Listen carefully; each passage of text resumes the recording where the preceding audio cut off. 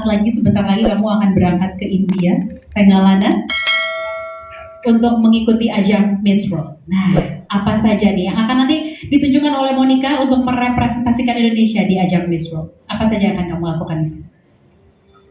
Selamat siang semuanya. Terima kasih sudah hadir pada press conference hari ini. Sebuah kehormatan bisa bersama teman-teman media dan juga para sponsor dan desainer. Saya sangat excited ya Kak untuk berangkat ke Miss World. Dan saya juga sangat tidak sabar untuk menunjukkan ke dunia seberapa indahnya Indonesia.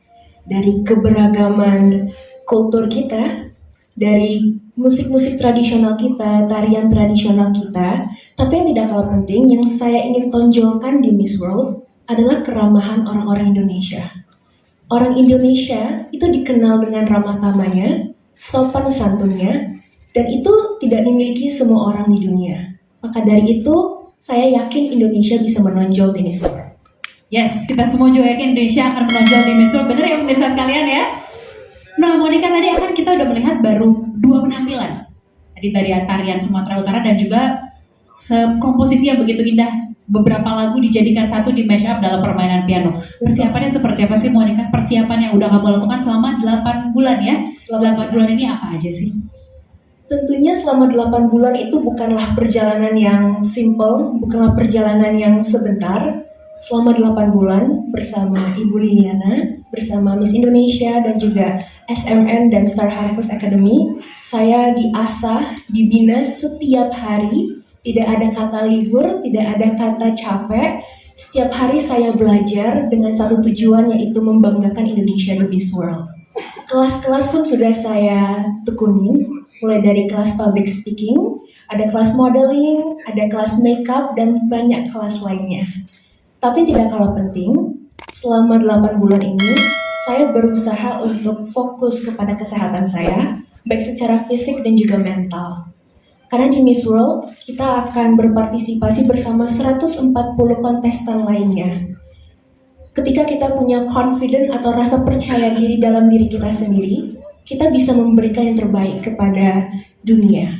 Tapi ketika kita tidak menjaga diri kita dari dalam dan kita tidak punya self-confidence, kita bisa ya biasa-biasa aja di Miss World, dan itu bukanlah sesuatu hal yang saya mau untuk Indonesia.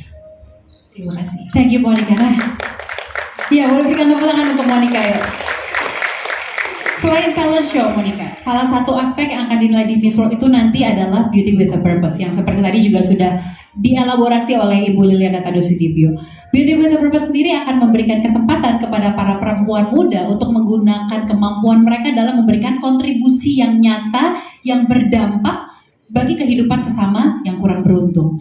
Nah, kita semua penasaran nih, Monica, topik apa sih gitu? Mungkin tadi Ibu Liliana sudah sedikit mengelaborasi, tapi sebagai Monica yang terjun langsung ke lapangan, ke desa Ciseke, seperti apa pengalamannya, isu apa yang utama di sana, dan bagaimana kamu strive with the project itself. Pastinya kan ada banyak tantangan ya, Monica, mungkin bisa diceritakan buat kita semua. Project Beauty with a Purpose saya, judulnya adalah Pipeline for Lifeline, itu adalah passion project saya. Saya sendiri mempunyai latar belakang dari teknik kimia, saya lulusan teknik kimia, dan air merupakanlah salah satu topik yang dipelajari selama 4 tahun saya berkuliah di sana. Sebelum saya lulus, saya juga melakukan riset dan telah mempublish secara internasional sebuah jurnal, dan itu ada hubungannya dengan air. Ketika saya menjadi Miss Indonesia dan saya harus melakukan sebuah Beauty with a Purpose project, saya langsung tahu, saya mau project ini ada bersinggungan dengan air.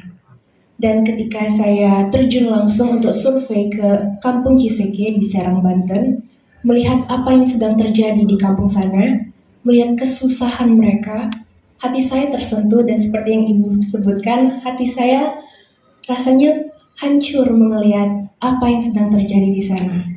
Saya selalu percaya sebuah quotes, "Don't wait for a miracle when you can be one." Di sini saya adalah seorang anak muda yang mempunyai ambisi, yang mempunyai energi, dan juga mempunyai skill dan kemampuan untuk membantu mereka. Dan dari situ saya tahu Saya harus membantu mereka apapun caranya. Dan perjalanan untuk melakukan proyek ini tentulah tidak mudah.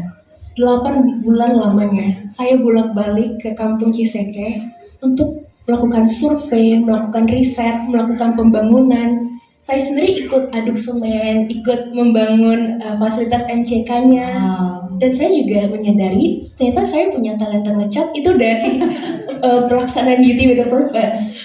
Nah, tapi ya di situ saya belajar banyak sekali hal. Banyak hal yang saya pelajari ketika Beauty with a Purpose Project itu tidak akan saya dapatkan dimanapun. Di sana saya belajar satu hal yang paling penting.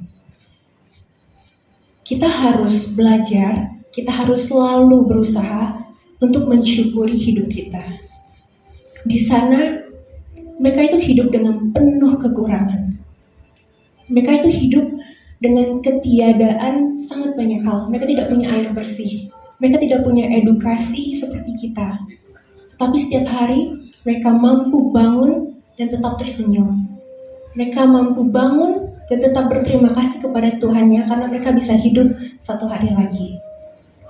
Kita yang mempunyai sangat banyak hal yang luxurious di sini, yang membuat kita nyaman di sini, tapi terkadang kita masih saja mengeluh. Kita masih aja rasanya nggak cukup.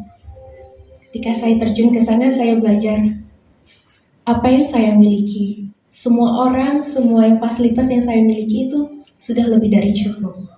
Jadi marilah kita semua belajar untuk bersyukur. Terima kasih.